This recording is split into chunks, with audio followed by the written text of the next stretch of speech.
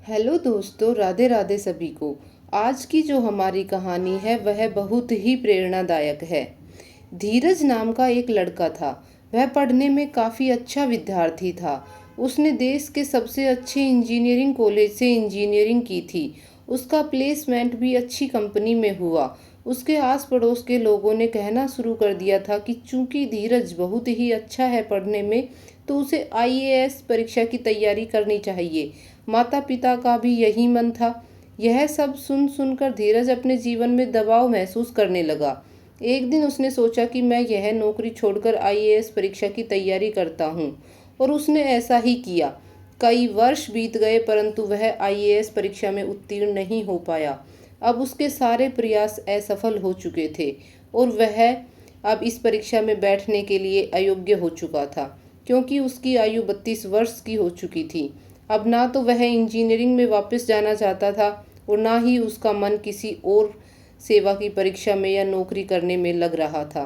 वह बहुत ही तनावपूर्ण रहने लगा। अब बात बस इतनी सी नहीं थी कि उसने आईएएस परीक्षा में सफलता नहीं पाई। अब बातें बहुत सारी थी। दूसरी नौकरी की सोच भी उसे परेशान करती थी।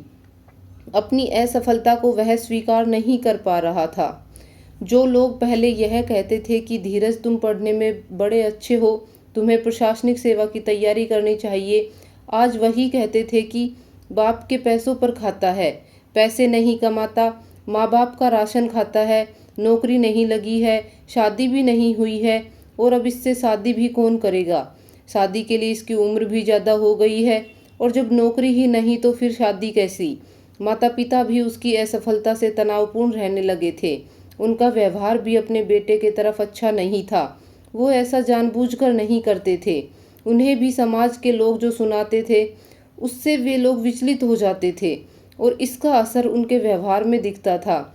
इन सब से धीरज का जीवन के प्रति नज़रिया बदलने लगा। उसका व्यवहार बदल गया। वह सदैव तनावपूर्ण रहने लगा। उसके अंदर हर प्रकार की असुरक्षा की भावना जन्म लेने लगी। फिर उसके दोस्तों ने समझाया कि जो विकल्प अभी तुम्हारे पास है उस पर ध्यान दो, जो समाप्त हो गया उसे जाने दो। बहुत समझाने के बाद धीरज फिर से दूसरी परीक्षाओं की तैयारी में जुट गया। एक साल के अंदर ही उसे सरकारी नौकरी भी मिल गई, परंतु उसका व्यवहार न बदला। वह सदैव परेशान रहने लगा और अधीर धीरज बन गया। सदैव तनाव में रहता कि यह होगा कि वह होगा, ऐसा न हुआ तो क्या होगा। कुछ समय पश्चात उसकी शादी हो गई। उसकी धर्मपत्नी एक अच्छी महिला थी, जो कि शहर की ही एक बड़ी कंपनी में काम करती थी। कुछ समय के बाद उनके जुड़वा बच्चे हुए, एक लड़का और एक लड़की। बाहर से देखने में धीरज का जीवन पूर्ण लगता था। अच्छी नौकरी, अच्छी पत्नी, प्यारे प्यारे दो बच्चे, और क्या चाहिए एक आदमी को जीवन में। परंतु इन सब के बीच धीरज सदैव तनावपूर्ण रहता था। जब भी बच्चे किसी बात पर झगड़ते, हल्ला करते, तो उसे लगता कि यह कितने अशिष्ट हैं। उन्हें ज्ञान सिखाने के बजाय वह सदैव यह सोचता कि वह ऐसे क्यों हैं। जब उसकी पत्नी उसे समझाती हुई कहती कि बच्चे हैं, झगड़ा हल्ला तो करेंगे ही, तब उसे लगता कि उसकी पत्नी कितनी कामचोर है। वह बच्चों को संभालने के बजाय मुझे यह ज्ञान दे रही है। जब कभी उसकी पत्नी जब कभी उसकी पत्नी अपने दफ्तर से देर से घर आती और कहती कि आज का खाना बाहर से मंगवा लेते हैं, तो वह सोचता यह कैसी है, अपनी जिम्मेदारी नहीं उठाती है, बस बाहर घूमना ही इसे अच्छा लगता है। पर वह कभी नहीं सोचता कि उसकी पत्नी हर दिन अपने दफ्तर के साथ घर का सारा काम, बूढ़े सास ससुर और बच्चों को भी संभालती है। अच्छी बातों को वह देख नहीं पाता था। बुरी बातों और समस्याओं से सदा सदा ही तनाव में रहता था। उसे सब में गलतियां दिखती थी। वर्षा ऋतु के समय पानी की बूंदों से दुखी होता, परंतु हरियाली नहीं देख पाता था। ठंड के समय प्रकृति को ठंड के लिए कोसता, परंतु मीठी धूप को नहीं सहारता था। उसकी इस प्रवृत्ति के चलते उसे प्रकृति और नियति में भी कमियां दिखना शुरू हो गई थी। सदैव तनावपूर्ण रहता हुआ उसने एक दिन सोचा कि मैं इन सब को छोड़कर कहीं दूर चला जाता हूँ, तभी मुझे तनाव से मुक्ति मिलेगी। यही सब सोचता हुआ वह अपने दफ्तर से घर की ओर आने के लिए गाड़ी में बैठ गया। गाड़ी में बैठकर जाने लगा तो उसने देखा कि शहर में एक बड़े से साधु बाबा आए हैं। उनका नाम उसने पहले भी सुना था और उनमें विश्वास भी रखता था। उसने ड्राइवर से कहा कि ड्राइवर, यह गाड़ी तुम शिविर में ले चलो, मैं साधु बाबा से अभी मिलूंगा। सरकारी नौकरी में उच्च पद पर पदस्थ धीरज बाबू के लिए उनके शहर में आए साधु बाबा से मिलना कौन सी बड़ी बात थी। नाम तो उनका धीरज था, पर बड़े ही अधीर थे। नियम कानून लाइन को तोड़ते हुए, अपनी सरकारी शक्ति को दर्शाते हुए बाबा के पास पहुंच गए। बाबा के पास पहुंचकर हाथ जोड़कर बोले, बाबा, मैं बड़ी तकलीफ में हूँ। बहुत ही तनावपूर्ण है मेरा जीवन और मैं तनावपूर्ण जीवन का हल चाहता हूँ। मुझे अपनी शरण में ले लो। मैं अपने घर में नहीं रहना चाहता। आप कहो तो मैं नौकरी छोड़ दूंगा। मैं तनावपूर्ण जीवन से थक चुका हूँ। मुझे इस तनावपूर्ण जीवन से मुक्ति दे दो। बाबा ने मुस्कुराते हुए कहा, सब छोड़ दोगे तो जाओगे कहाँ?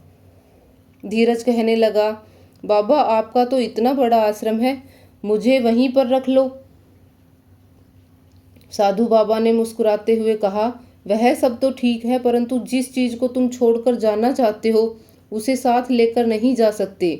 धीरज ने बाबा से कहा, मैं नहीं समझ पाया बाबा, आप क्या कह रहे हैं? बाबा ने कहा, तुम तनाव को लेकर आश्रम नहीं जा सकते। तभी धीरज तपाक से बोला, बाबा, मैं जानबूझकर तनाव में थोड़ी रहता हूँ। मैं समस्या नहीं चाहता।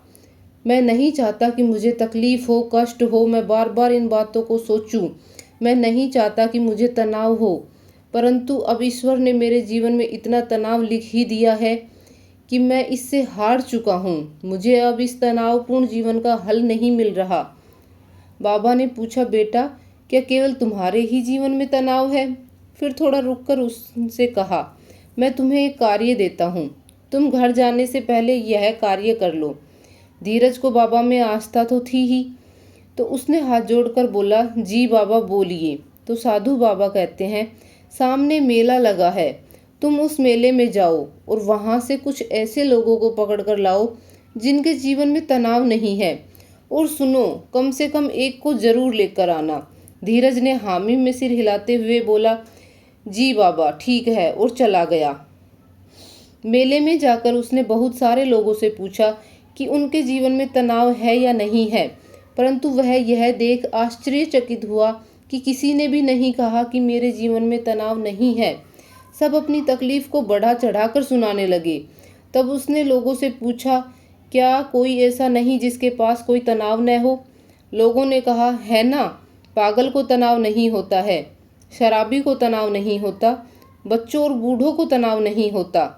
वहीं एक आदमी बैठकर शराब पी रहा था और नशे में धुत था। उसने बड़बड़ाते हुए कहा, बात तो सही है, शराबी को तनाव नहीं होता, हमें क्या पड़ी है, कहाँ क्या हो रहा है। बस इतनी सी चिंता है कि आज दारू का जुगाड़ कहाँ से होगा और कल कहाँ से होगा, कहाँ से पैसे मिलेंगे बोतल खरीदने के लिए। यह सुन धीरज को लगा कि इस शराबी के जीवन में भी तनाव है। तभी वहाँ बैठा बूढ़ा हंसने लगा और बोला, हाँ, शराबी का जीवन अच्छा है, उसे तो सिर्फ इस बात की चिंता है कि दारू की बोतल कहाँ से मिलेगी। हम बूढ़ों से पूछो, इस उम्र में हाथ पांव तो चलते नहीं है, खाना क्या खाएंगे उसकी भी चिंता रहती है। उसकी बात खत्म भी नहीं हुई थी कि वहाँ पर एक पागल हल्ला करता हुआ आया। लोगों ने उसे भगाने के लिए उसे दौड़ाना शुरू कर दिया और वह मुझे मत मारो, मुझे मत मारो बोलकर रोता हुआ दौड़कर भाग रहा था। यह सब देख धीरज को लगा कि चाहे वह आदमी हो, शराबी हो, पागल हो या बूढ़ा हो, तनाव तो सबके जीवन में है। तभी एक बच्ची उसके पास आती है और कहती है, अंकल, क्या आप मुझे कुछ रुपये दे सकते हैं? मुझे भूख लगी है। माँ ने जो पैसे दिए थे मेले में आने के लिए, वो मुझसे गिर गए। धीरज ने बड़बड़ाते हुए 50 रुपये निकाले और बच्ची को भी तनाव का सामना करना पड़ रहा है।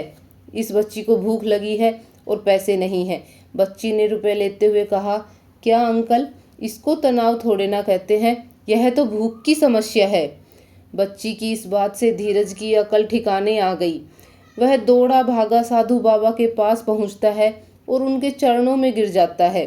बाबा उसे कहते हैं, क्या हुआ बेटा, तुम इतने दौड़ते भागते क्यों आए हो? उसने कहा, आपने मेरी आंखें खोल दी। यदि आपने मुझे मेले में ना भेजा होता तो मैं तो यह जान ही नहीं पाता कि मैं कितना मूर्ख हूँ। मैं समझ गया कि जीवन ने मुझे केवल मुझे दुख नहीं दिए हैं। सबके जीवन में अपने अपने हिस्से के सुख और दुख और अपने हिस्से की परेशानियां हैं।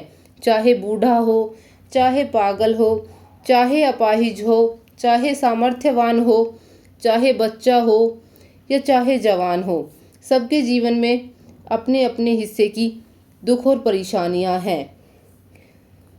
और तो और मेरी आंखें तब खुली की खुली रह गई जब एक बच्ची ने बताया कि तनाव तो कोई समस्या है ही नहीं, समस्या तो भूख है। और मैं आज तक समझता था कि तनाव मेरी समस्या है। यदि मैंने अपनी समस्याओं का निवारण किया होता तो मुझे कभी तनाव होता ही नहीं। यह सब सुनकर बाबा मुस्कुराते हुए उसकी पीठ थपथपाने लगे। धीरज ने बाबा से कहा, परंतु अभी भी एक प्रश्न मेरे मन में शेष है बाबा जी। हम हर समस्या का निवारण तो नहीं कर सकते, तो क्या उस वजह से हमें तनाव नहीं होगा?